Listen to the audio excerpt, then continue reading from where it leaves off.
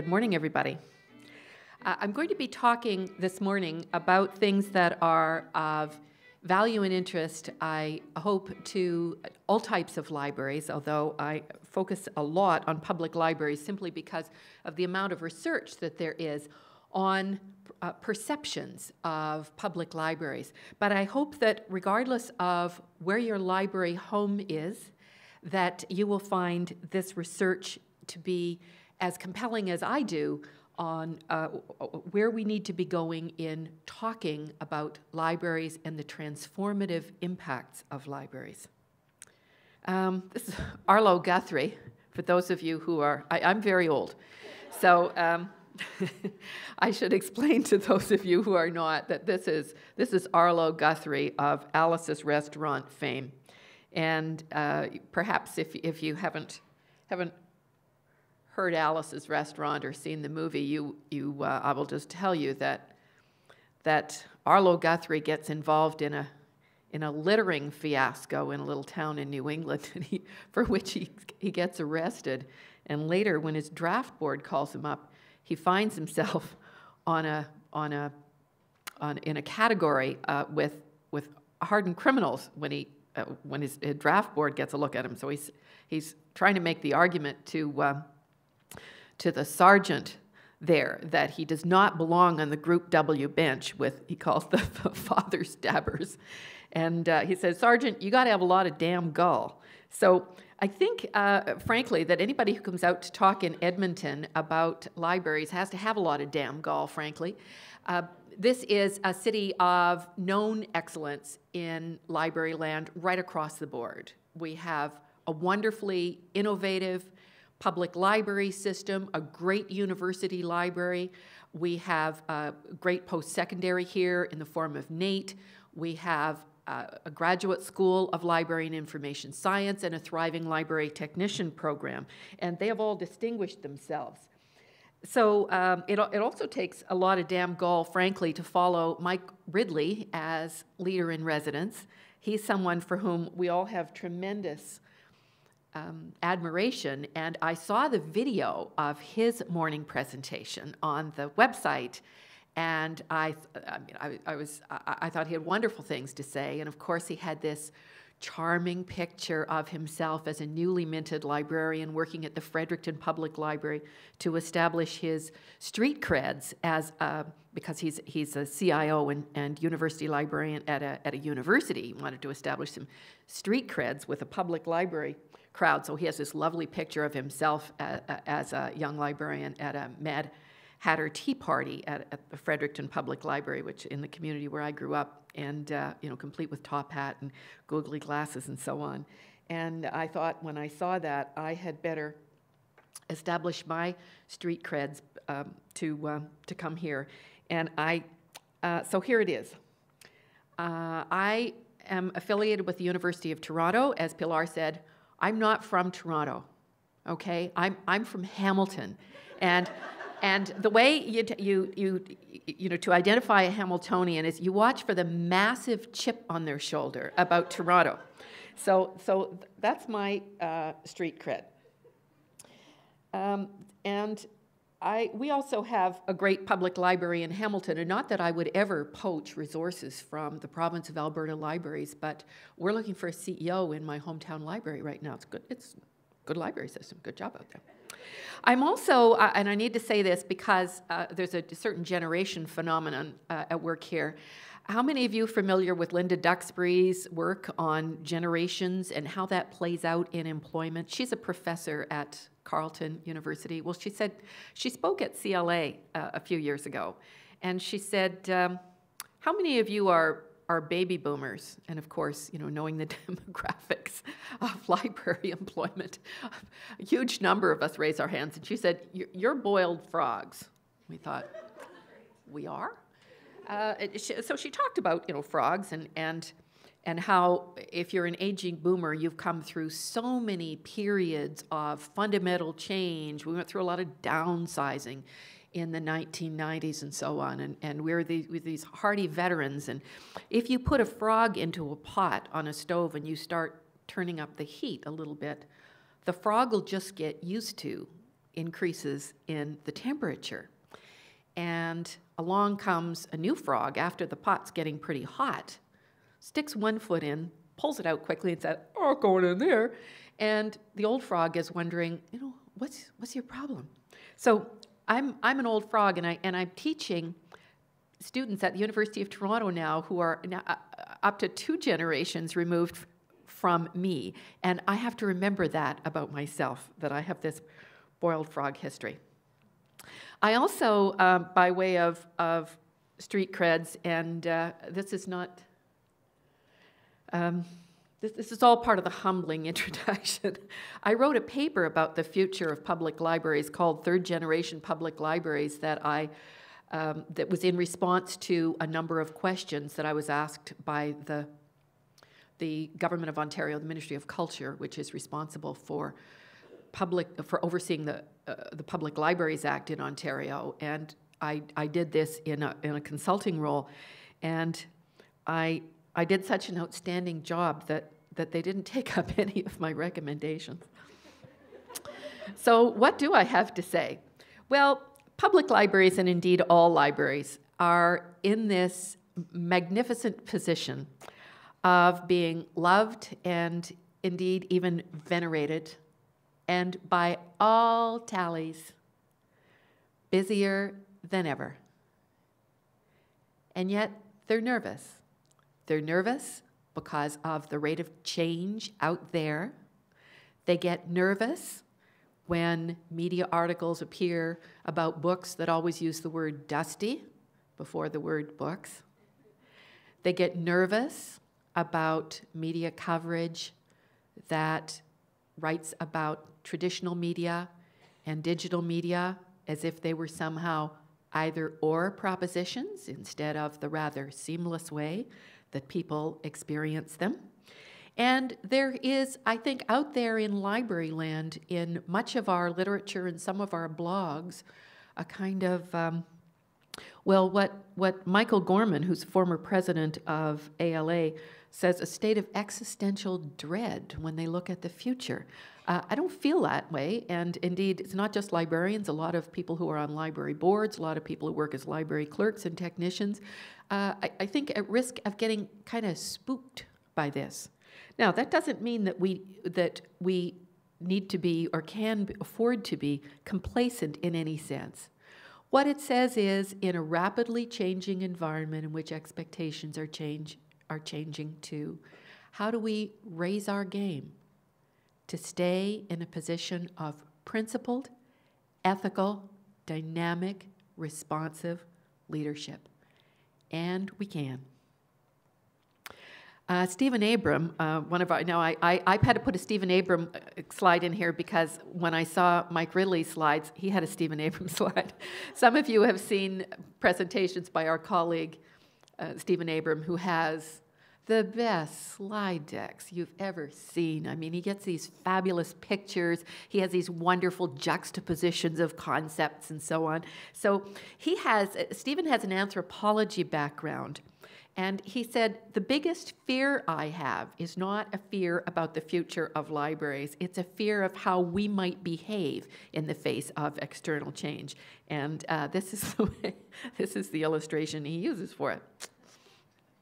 So Pilar mentioned that I teach now, and I have taught advocacy workshops as a volunteer in the Library Advocacy Now program for many years, and I'm now associated with a graduate school of library and information science, and I devote more and more of my attention to linking research to action. So I thought this morning I would like to pull out a few pieces of, I think, especially key research that tells us a lot about how we can best and most readily raise our game. So I'm going to talk about advocacy and influence. Now, as I mentioned, libraries very deeply loved. So love is in the air. I think every person associated with this sector, whether you're on a board, whether you are a department head, whether you work part-time as a clerk, you need to know what this research tells us. And in your context, and in all the places in which your jobs and your life in community put you, I think you are in a position to cite this research, to quote it in ways that can help make people aware of the strength and importance of libraries. And where we're getting most of this research is from the people outside, people who don't work in libraries, people who aren't studying library science, people who aren't on library boards. And Joan Fry Williams, an American consultant who sometimes speaks here in Canada, has a great phrase for people who are outside the wall, outside library staff, outside library boards. She calls them civilians. So it's paying attention to how civilians are seeing things. So there are in the research a lot of very positive perceptions and a lot of wake-up calls. And the thing about a wake-up call is to, wake up and smell the coffee, as Ann Landers used to say, and do something. We have, for example, this number of studies over several years, 5 different studies of adult Canadians right across Canada who were asked by the Institute for Citizen-Centered Service how they felt about different service providers to whom they turned in all the areas of their lives. And they were asked about their satisfaction rates, dealing with banks, dealing with airlines, dealing with department stores, dealing with municipal governments, dealing with all kinds of organizations that provide services, from the private sector, through the not-for-profit sector, through the government sector. And here is what they found. They found that public libraries consistently outranked all non-emergency services. Only fire services and ambulance services were ranked higher.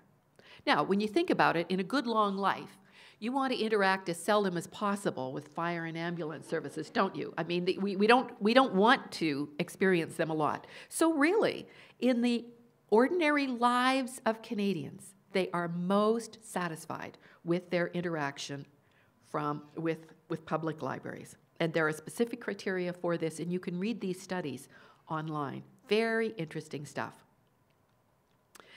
The American Library Association hired a consulting company to do a survey of Americans just 5 years ago. And they were asking Americans what they thought about public libraries, and that report is called Long Overdue. Here's what Americans said. These are the highlights. That having a public library is central to the whole idea of having a healthy community. They saw libraries as safe environments. Now, what's really interesting. Safe is really big now. I think 10 years ago, if you asked people these questions, they probably wouldn't have mentioned safe. But we think a lot more at a street level about safe now. They found public libraries to be appealing, and they also considered them to be, and this is really terrific in an era of kind of gotcha and a general distaste for publicly funded entities. They found libraries to be careful spenders of public money. What a wonderful thing it is to be considered to be a careful steward of public funds. They also said, now a majority of people said that if libraries were in trouble, they would be willing to raise taxes. And that was in distinct contrast to what Americans had said in a study 5 years earlier, which said that if push came to shove, they would still want libraries, but they would staff them with volunteers. Oh my.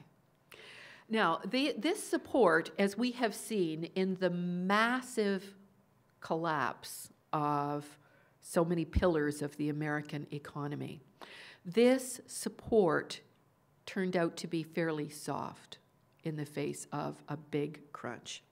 So this is no time to be resting on such laurels as that. 9 out of 10 Americans said that in any projected digital age, they considered libraries would still be needed.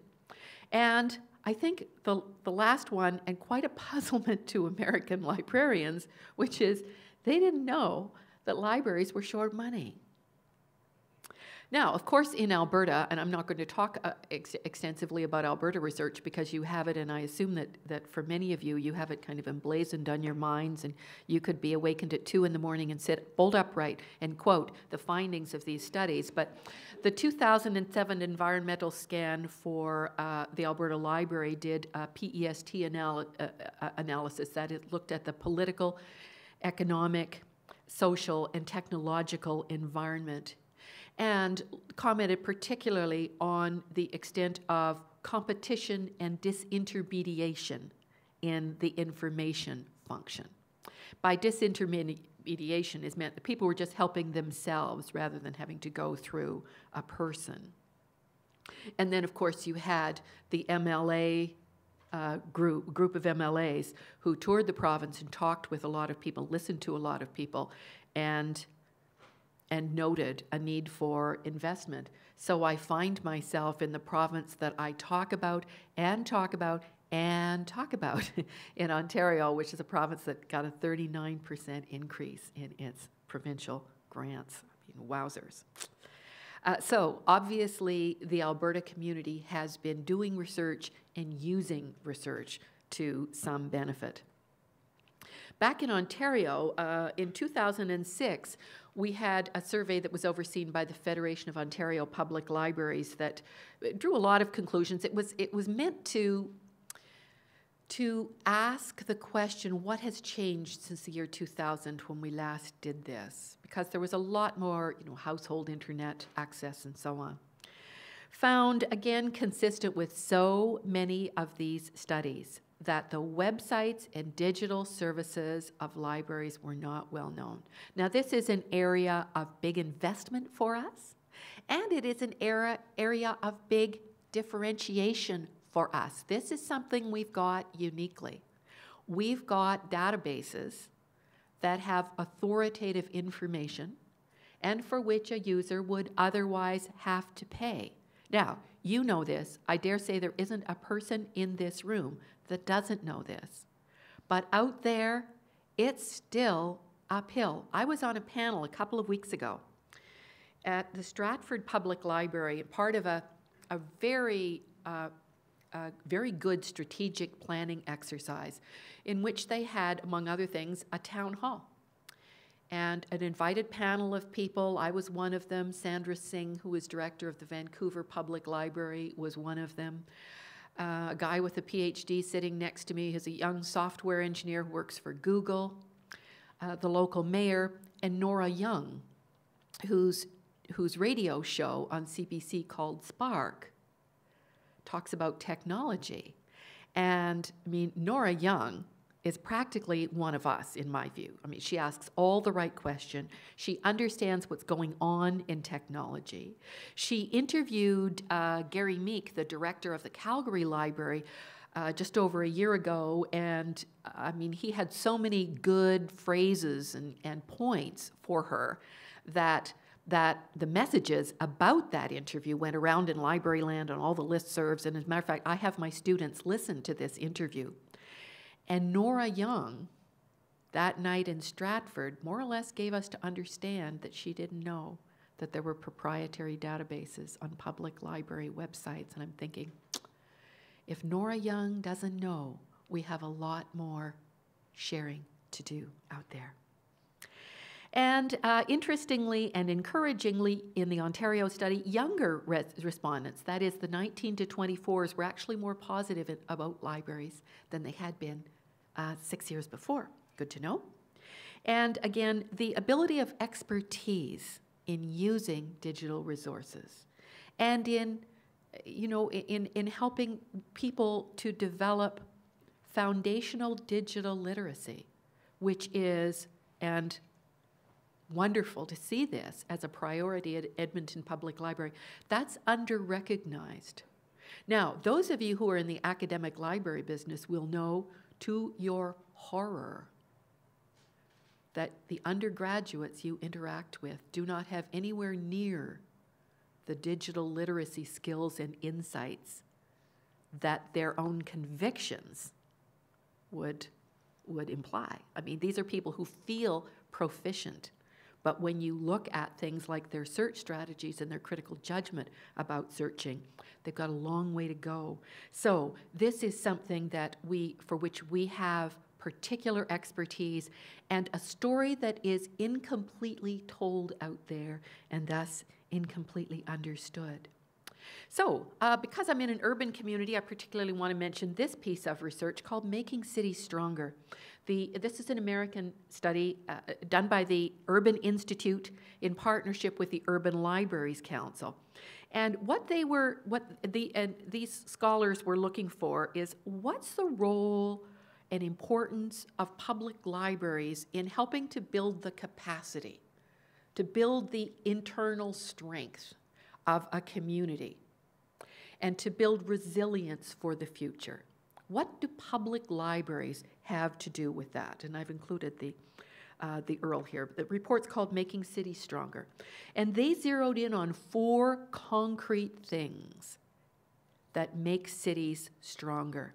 And when I got talking about stories and how we communicate this, not in the kind of, scholarly, geeky language that characterizes, my environment in a graduate school of library science, but in, street language, community organization language, elected councillor language.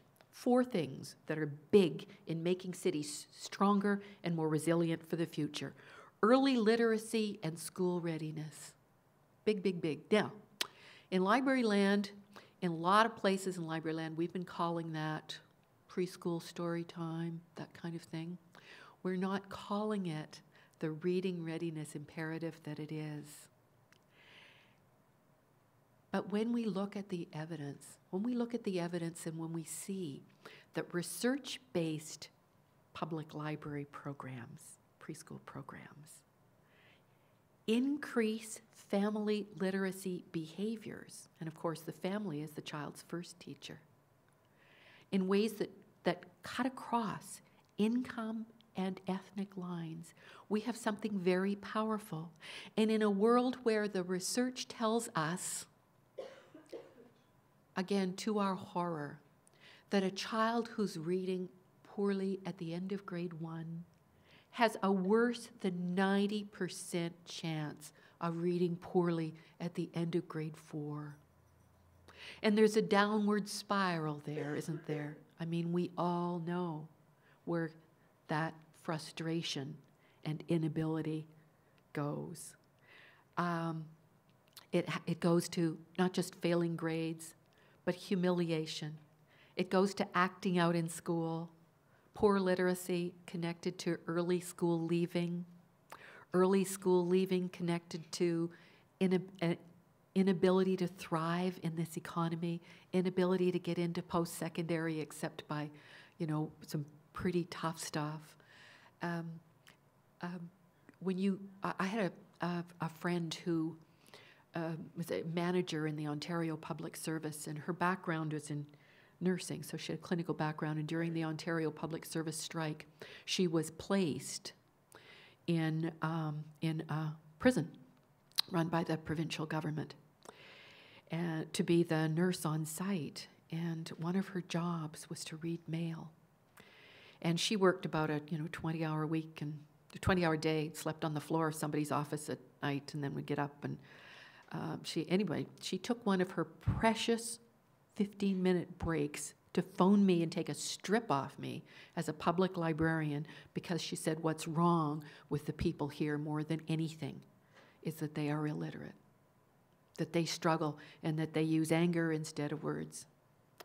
So, early literacy and school readiness. We just, with the death of Dr. Fraser Mustard, that great champion of preschool learning and thriving, we are once again reminded in the media stories that cover his life of just how powerful this is.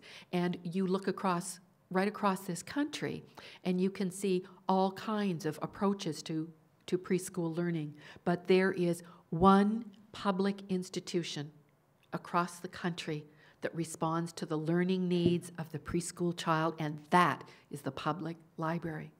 So we have this powerful, powerful association to talk about so that it's better understood, so that the critical nature of that role in an increasingly information-based economy is better understood. Of course, our programs should be enjoyable. They're also powerful. We also, and I won't go on and on about these, I just wanted to talk about early literacy to just say, when we dig into these things, the stories are there. Preparing people for new technologies in employment and helping them through employment transition. Huge, not nearly talked about role, not nearly talked about enough role of public libraries, but we stand by people and they lean on us. Small businesses, I mean, the growth of the economy is so heavily in small and home-based businesses. And sometimes these things start in a basement by somebody who's already working or who's forcibly not working. And then they get to the point where they've got a viable business and they can fly on their own. But more business plans and more business research been done in public libraries, I submit, than anywhere else. And this is people's way out of unemployment. So if you want to start a little gardening business, you need to know how to develop a business plan. You need to know about pesticides. You need to know about equipment. You need to know about hiring people. And you find that out at your public library. So these services lower the barriers to entry for new businesses. And we know this. I submit to you, we're not talking it up with the stories that we could be talking it up with. And then fourth, the public library building as a catalyst. I mean, I don't have to tell anybody in this room that public libraries are people attractors. And there is a demonstrated economic impact that lifts a neighborhood by having a library sited in it.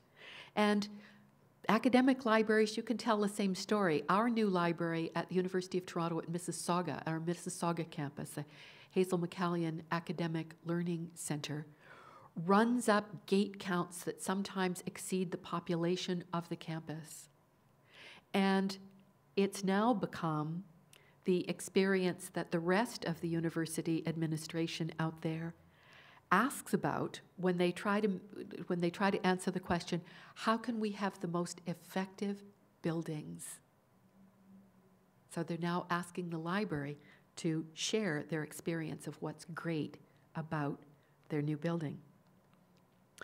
We had some recent work on perceptions of libraries in the context of the recession, particularly in the US, which is particularly devastated.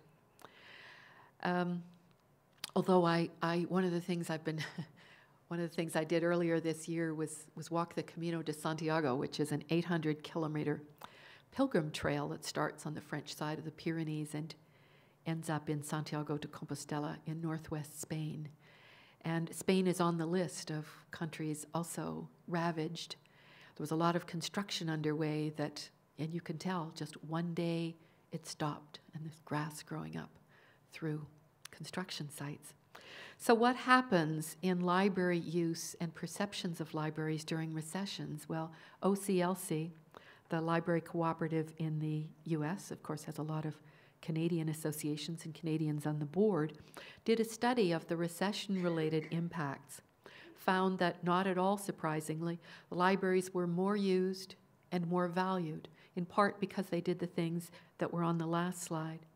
However, once again, nowhere near enough awareness of the rich and otherwise priced resources on library website. And of course, in brand terms, when people are asked, what do you think of first? They still think books. Nothing wrong with books, but in a really volatile universe, one of our jobs is to get them to understand the whole story.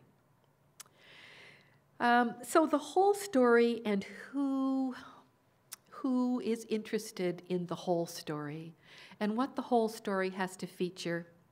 We got a lot of hints from this study, also done by OCLC. It's called From Awareness to Funding, and it was released 3 years ago. This is a breakthrough study because I think it shot down a lot of assumptions. One of them is that most people claim that they support the library. I mean, what's not to support?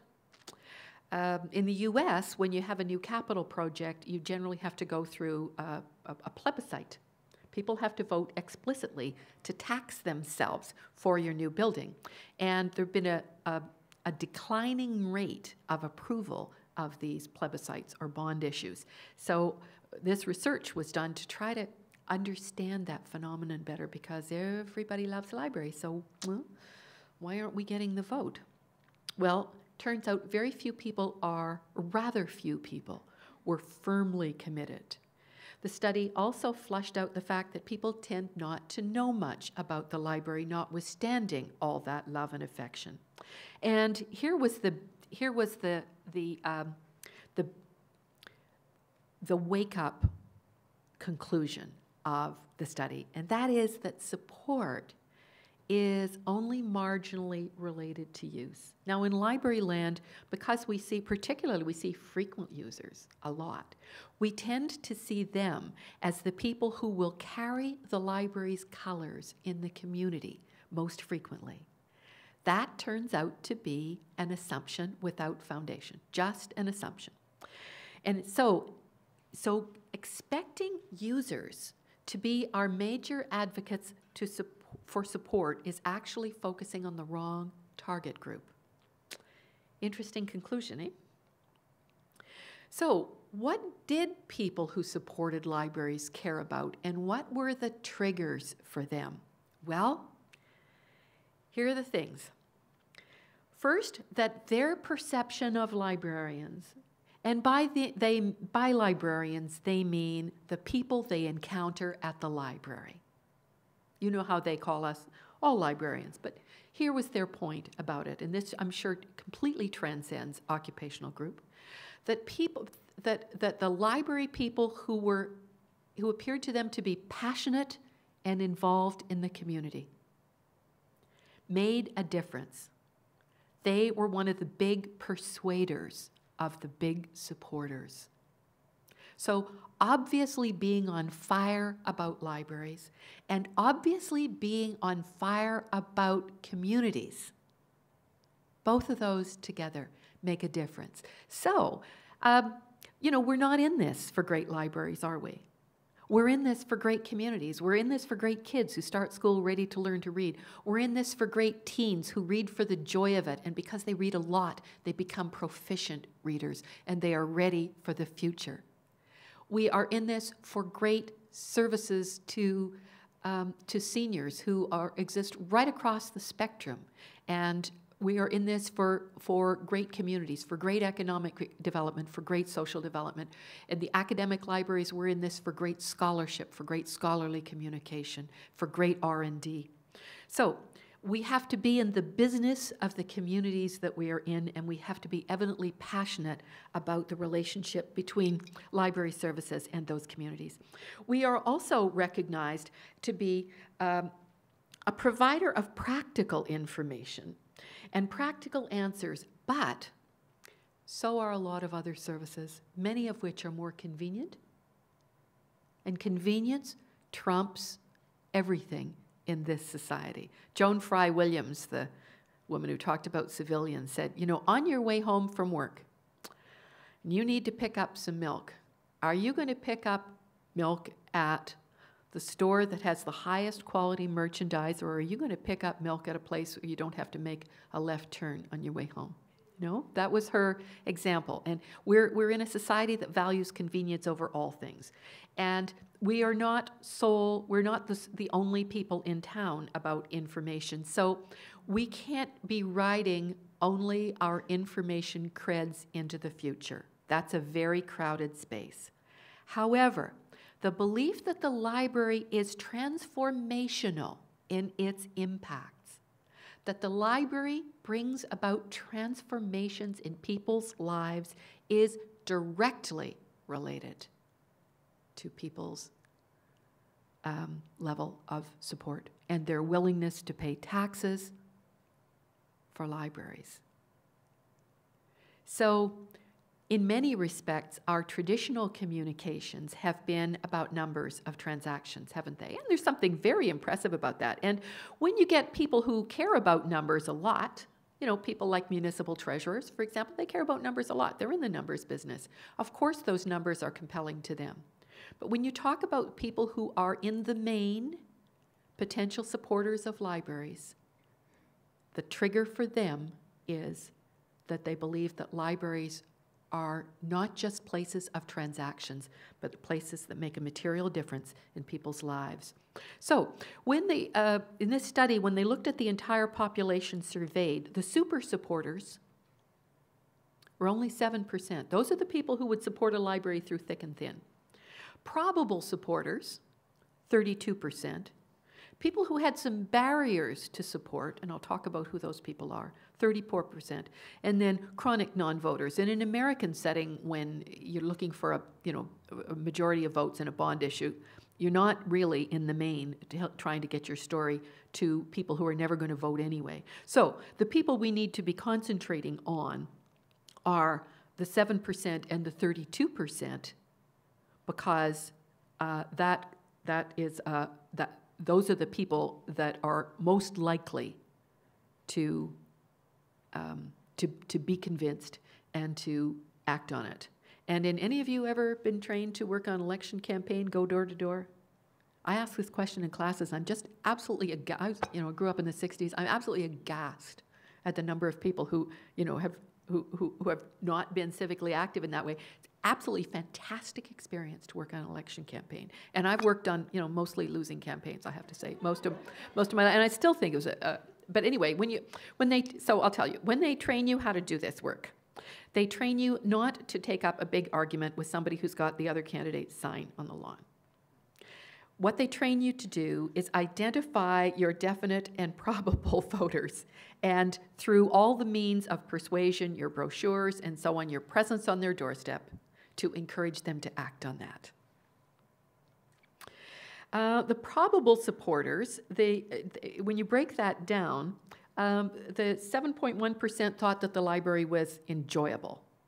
6.6% thought it was, their major motivator was they thought it was really important for kids. 3.4% thought it was a great place to hang out, and a lot of these are self-employed people, take their laptop to the library.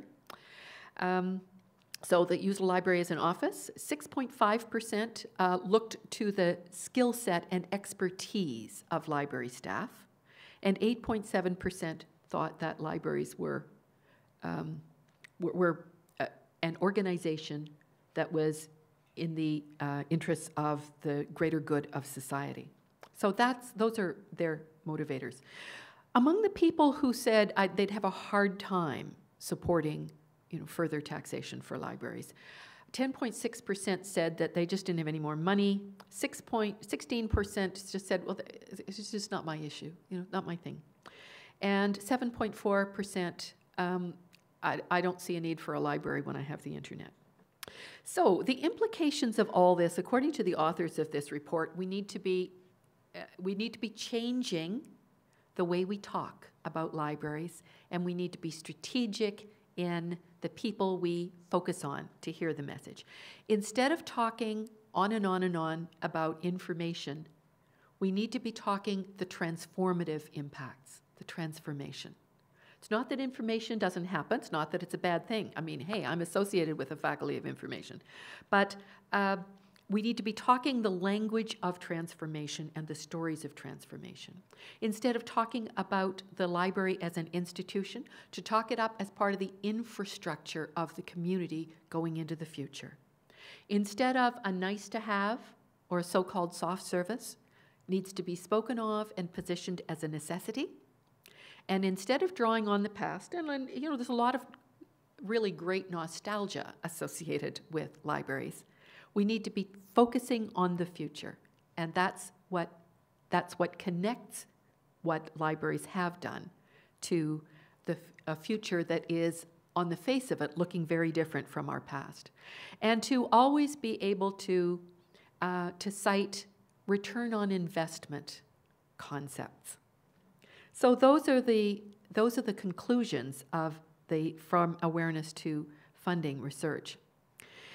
What they found is that people who supported libraries don't have to trade off their support for other services. That they do not have to say, well, there'd be less for the police department or less for the fire department. Elected officials who were also surveyed by this research were supportive, but they weren't necessarily committed to increased funding, which means they need to hear from their constituents, and not just the library. And the engagement of probable supporters and super supporters is absolutely essential to the future of public libraries. In the same way that in a political campaign, the engagement of your committed and your probable voters is. So they recommended that we always talk in terms of relevance for this century and the future, that we talk about this as having urgency and compatible with the way we talk about our fire and ambulance services. And we need to be proactively starting conversations about the library being vital to the community's infrastructure and vital to the community's future. And therefore, to do that, we need to zero in on some key messages and key strategies. And of course, the story, the well-chosen, well-told story, is numero uno in the communication of all of these. So, what all this tells us, all this research, users and others do value libraries. Libraries remain still relatively invisible to decision makers most of the time. That it's not an either libraries or technology universe, as the media portray. As a matter of fact, if you do a survey in most North American communities about use of the public library, and you ask them, if you're not a user, why aren't you a user? They generally don't answer, it has nothing of value for me. They say they're too busy. So, I mean, the loop back for us is make quality convenient, right? It's our job to make quality convenient. So we have some gaps to be addressed, and we have a lot of latent advocacy or under the surface advocacy that we need to parlay into tangible, active support, because we're in a highly competitive universe. And I don't mean the universe of use specifically here, I mean the universe for support. So in terms of spreading the words, the magical thinking that would say that somebody else will do this if I don't, or that I have no part in this, just isn't going to wash. And what we learned again and again, particularly from that awareness to support research, is that the influential non-user is a major asset, but that person is only an asset if that person is engaged. And that engagement has to be the result of the cultivation of relationships. You know, who do you believe? You believe someone you already know, someone who already has credibility with you. So we need to be putting our stories together and cultivating the strategic relationships that ensure that the stories get told and repeated and understood. There's a fantastic study done by some people at Northwestern University of the Chicago Public Library, the Engaged Library, about what goes on at Chicago that builds community and engages support and participation.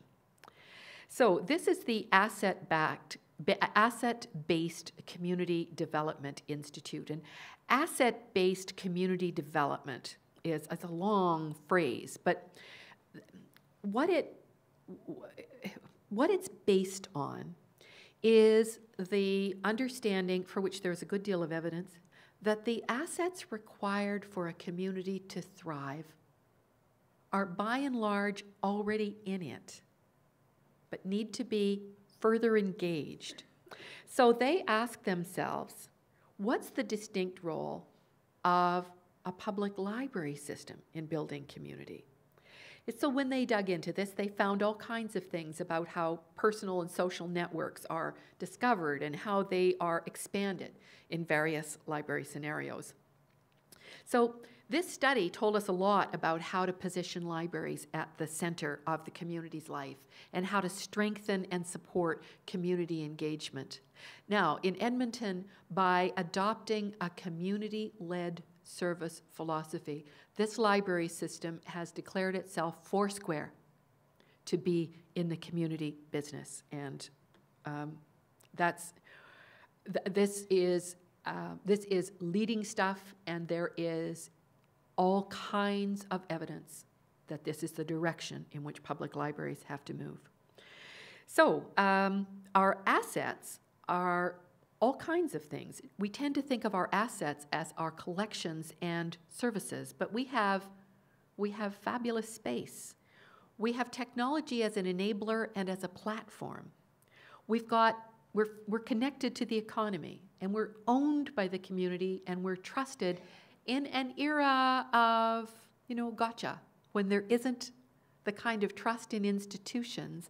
There's an article in the Globe and Mail today about the future of charities and what has happened about public trust in institutions, including charitable institutions, as charities see themselves going into a more challenging future as they have got themselves caught with in media stories about disproportionately high administrative costs in certain charities. So they've also come up with a toolbox of exercises and activities and so on.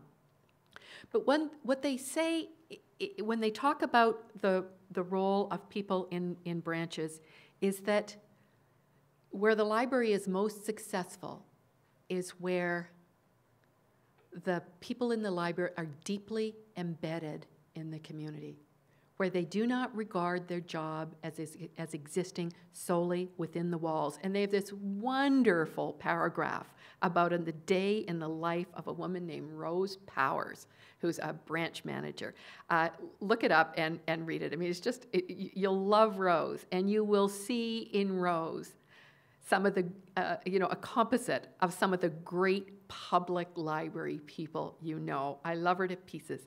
She is connected like crazy. She understands partnership, and she understands the dynamic balance of give and get. And she understands that, that not everything is a winner, but where it makes sense, that's worth trying. And in that way, she just exercises ordinary leadership all day, every day. So there were 8 lessons that they said at the end of this long study. First rule, get outside the doors and be proactive. So you have, you're one of the leading systems in community librarians. And to hire and promote for that mindset of willingness to get out there and be effective. Second, find the leaders in the community. Find who are the people who influence other people. Who are the people who talk with a lot of other people? You get this by reading local papers, including neighborhood papers, and you ask long-time residents, and you just kind of sit in on local events, and your connections multiply that way. Third, be really creative about what the library can do. The obvious ones that are connected to our information role or our traditional roles aren't necessarily the ones that are the only ones we can do. There was this example of one of the branches in a high immigration community where financial literacy was a real problem. A lot of people getting into a whole lot of trouble, and of course we know how that played out in the US. And they developed a program that was so successful that the Federal Reserve Bank of the United States wanted to get involved so that it could be replicated in other communities. Fourth, discover and contribute to the unique capacities and conditions of the community. So what's the community all about? I mean, within an overall library framework of values and principles and purpose, we still have unique neighborhoods. So how do we get to understand what's unique and special to them? What's family life like? What is neighborhood youth life like? And in that way, this system grows its own leaders, person by person. Supporting local businesses and supporting local institutions. Museum passes are one thing we do in the city where I work. The public library, through a grant, is able to distribute passes to museums during the summer in institutions that otherwise charge. So that's a way for the library to support sister institutions, to help support the viability of downtowns and city centers.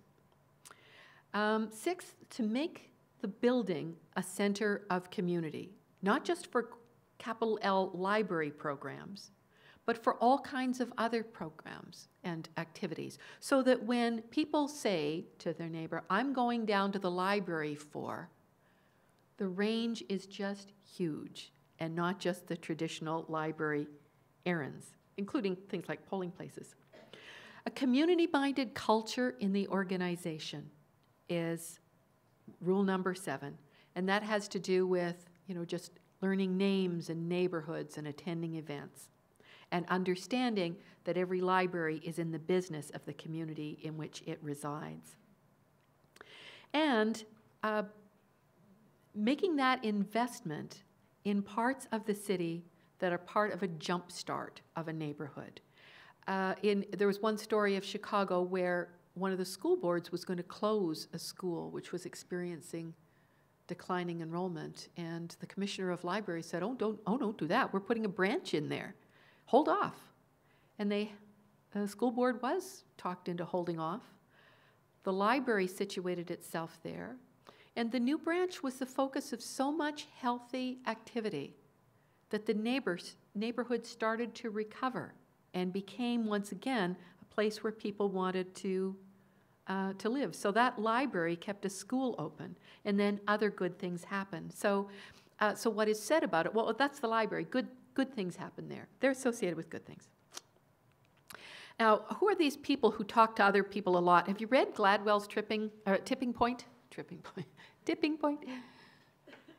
A great book to read. I mean, it's just a great read. I love reading Malcolm Gladwell. He has a lot of challengers, but I really like the way he categorizes this.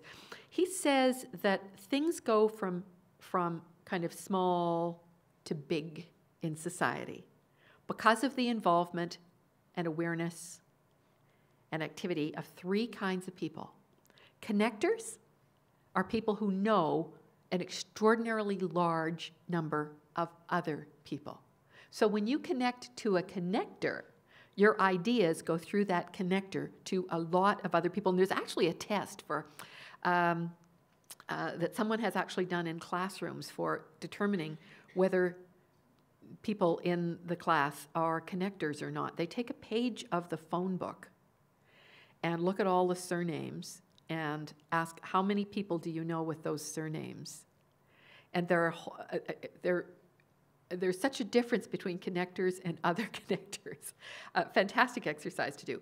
Mavens are people who have a lot of expertise, and more than expertise, they have a love of sharing their expertise. If you are lucky, you live in a neighborhood where somebody who's really good at putting appliances back together, getting them working again, lives and loves to share expertise. Stephen Abram, whose slide I used, a lot of you have heard him speak at conferences. Stephen's a maven. He knows a lot. He covers the waterfront in terms of literature and trends and so on, and he's generous in sharing. That's a maven. And salesmen are people who just have an extraordinary persuasiveness about them. So when they get an idea, they talk it up so that you are on board, or at least seriously considering it. So these are the kinds of people to whom we need to be communicating our story, and not just the so-called general public, of which there is no such thing, and not just the people who come through our doors, and not just the people on elected councils. These are the people who influence a lot of other people. Gladwell also talked about, perhaps you read his article in the spring about social software in storytelling and advocacy. I found this is a really interesting article in the New Yorker. Anybody read it? Well, here's what he said. This article is called "Small Change: Why the Revolution Will Not Be Tweeted." And this was, well before all the Occupy business and probably and written at the very early part of the Arab Spring and quite possibly signed off. But what Gladwell was saying was that the ties between people on sites like Facebook are fairly weak. And he used an example of a kind of a Save Darfur Facebook group. Had a lot of people who were in it or liked it. And of the people, and it was an appeal for funds for this important humanitarian effort. And in the article, he says that of all the people who joined and liked it, they gave an average of 7 cents to the cause. So that's his example that these ties are actually quite weak. And he was contrasting that with the civil rights movement of the 60s, in which the advocates were people who had gone to the same schools together. They'd known each other all their lives. Some of them were relatives. And he calls those strong ties. And what he said was social media can't provide what social change has always required. So I threw this onto the discussion forum for my online advocacy course at U of T and said to students, or asked students, do you agree with Malcolm Gladwell? Does this make sense to you? And almost to a person they said, absolutely not. We've seen a whole lot of social organization this very year that was based on this. I found their universe was, as sometimes happens, a bit different from mine. I mean, I found myself wishing, not unsympathetic with the message of the Occupy people, but what I was saying, and I so far as to say this on my Facebook, that I thought people should be out there occupying all candidates' meetings and occupying ballot booths and occupying political conventions where platforms were being determined. Because we have chosen our franchise as the way to change our society. And I had some people my age agreed with me, and the most eloquent and passionate contradiction of what I had to say came from my son. Who just maps the universe differently. I think in research terms, we don't have enough research about the impact of social software on advocacy. We do know that Professor Michael Geist, who started a Facebook group called Fair Copyright for Canadians, ran up huge numbers, tens of thousands of members of this, just before Christmas, which is a hard time to get people's attention a couple of years ago. And I found those numbers fairly impressive, but I think what really happened is that a lot of those people were prompted to act. And when the Minister of Industry had a constituency event, those people turned up personally to say, this matters to us. Very shortly afterwards, the legislation was pulled for review. So I think just liking things probably doesn't make much difference at all. Prompting people to act and having them act makes all the difference. So out of this From Awareness to Support research came an initiative. Again, this is funded by the Bill and Melinda Gates Foundation called Geek the Library. Have you seen it? Have you all seen it? Anybody not seen this? Okay. This is being piloted in a number of American cities, and what it's doing is taking to a social software platform messages about libraries. In this case, it's public libraries. OCLC is also involved in it. OCLC, of course, sponsored the From Awareness to Support research. And what this does is gather stories and invites people to be part of the dialogue, to share information so that they will act in support of libraries. It has a Facebook presence, a Flickr presence. It's also on Twitter and YouTube. And it uses the word geek as a verb. You know, I geek superheroes, I geek hip-hop. Whatever you geek, the library supports it all. And there was an evaluation done of the pilot sites not long ago. And here's what they found, that the Geek the Library campaign reached over half the residents in the pilot community, that it increased people's awareness of what the situation actually was, that more than 2/3 of the people who had seen Geek the Library took action or said they intended to take action. Now, there's quite a wide range of actions, including talking with others, visiting the library, volunteering services to help the library, donating time, or donating money. And I've never seen a breakdown of what those various actions were. But when I look at the campaign, to be honest, it doesn't kind of necessarily fill me with personal inspiration to act. I mean, I act in the ways I act, and I guess I'm not a typical target of this campaign. What I think it is giving us is experience with doing this, experience with understanding how to reach people, what messages work best, and as we go along, how to refine that. So I'm absolutely supportive of it and admiring of it because it has made a major start in something that has tended to be elusive to us. We knew about social software. We're having a hard time making it work for us. So this is the way we're going to find out. So once again, bless them all who get out there and try things that can be refined over time. Blogs also have a role in strengthening awareness, but it's hard to target a blog. And reaching a target audience is still really difficult. Now, Michael Geist's blog about copyright, very clear and strategic about who it's trying to reach. Civically active people who know something about copyright, have some involvement in it, and need to understand what's going on and what they could possibly do about it.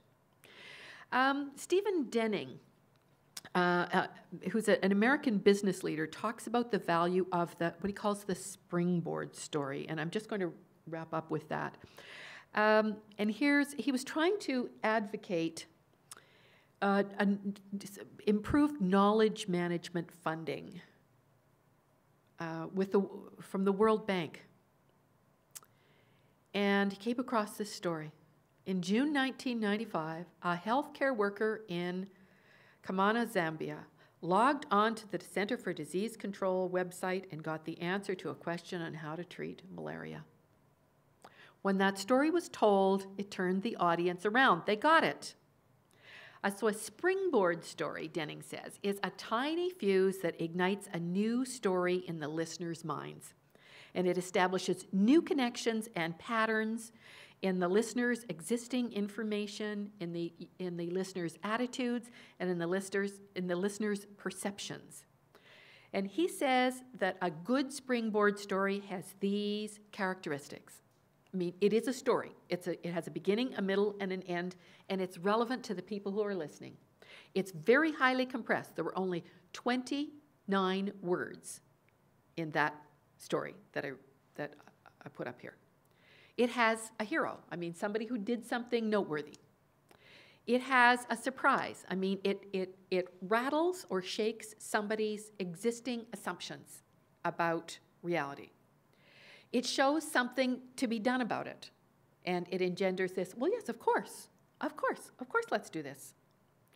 And it is, he says, it embodies a springboard story, embodies a change process. It's timely, it has some urgency to it, and he says it needs to be, well, pretty much true. I like the pretty much true, so I quoted and it has a happy ending. I mean, it has a way for things to get better. So we've got lots of that stuff. We're just not as intentional about gathering it or as strategic about sharing it as we can be. So, what are our springboard stories? What are our springboard stories about early childhood learning? What are our springboard stories about small business? How do we tell them, and to whom?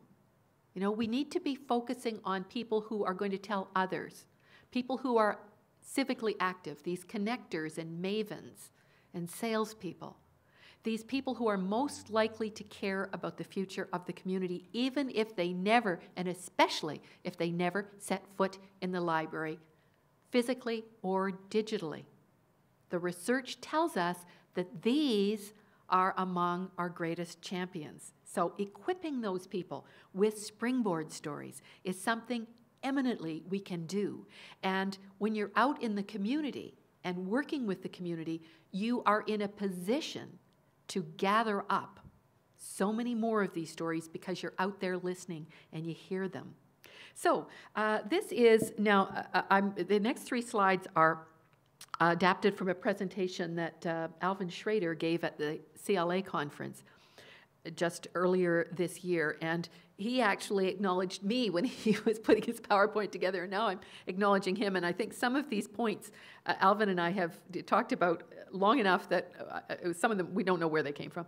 But when we look at our, our asset and our service, like our openness to newcomers and the extent of trust that is there. Former Toronto Mayor David Miller used to say, Toronto Public Library is where newcomers go to become Torontonians. And in a city where over 50% of the residents were born, not outside Toronto, but outside Canada. What a powerful, what a powerful little statement. That's like a sound bite. And from a mayor, you can't buy this stuff. Staff expertise and resources for people in employment transition. In that interview that Nora Young did with Gary Meek, he referred to the Urban Public Library as a recession sanctuary. What a lovely phrase. 24/7 digital access. I used to use this one, fast, friendly self-service. When I was asked by the City Council at Brantford, where I was the CEO of the public library, and Brantford was a city on the skids. I mean, it was in recovery from Rust Belt. What our plan was, I said, fast, friendly self-service, and I copied it from a gas station that was, making a virtue of the necessity of, getting out in the cold and pumping your own gas in the snow. So fast, friendly self-service, that was my little soundbite that day, and it worked. I also used, because this was a hometown of Wayne Gretzky, we're going to where the puck, we're skating to where the puck's going to be. That worked really well in Brantford. Physical space, we've got a third place, that third place in society that's not home, that's not work, but it's a place we love. Staff expertise and resources is a comment from Ulla de Stricker. We sweat the details so you don't have to. Children's services and resources, and the library as place. There are just so many of these little phrases, and we need to, in addition to having little phrases, we need to have little stories of what happens, springboard stories. And the thing that these expressions have in common is that they have very positive associations, and there's something welcoming about them, and there is something stereotype shattering about them. So, passionate about sharing. Hey, Edmonton Public Library, and your the rich resources that you trumpet in your Beyonce's latest, Beethoven's greatest. I've used this campaign actually in speeches in that other province. And to talk about yourself as a progressive and fun information ninjas and speaking geek, and standing up for ideas. The phrase intellectual freedom can be a really cold, prickly one. And, when you are in a position to have to defend something that you probably wouldn't choose to read yourself, but you have to stand up for access to ideas, this is a really good one. So, each of our services needs to have its own springboard stories, its own sound bites, and its own strategy for getting to those people who are going to carry the colors of the public library cause way beyond where we are going to be. And they're going to do that well because they care about it. We have to equip them. Punch Jackson, whom I just saw earlier this morning, and who has, over the years dropped so many fantastic ideas into our laps to take up and run with, talks about a Canada-wide collaborative project in the Parks and Recreation community, which is just a catalog of benefits. And when you catalog all the different kinds of benefits, social economics and personal benefits, when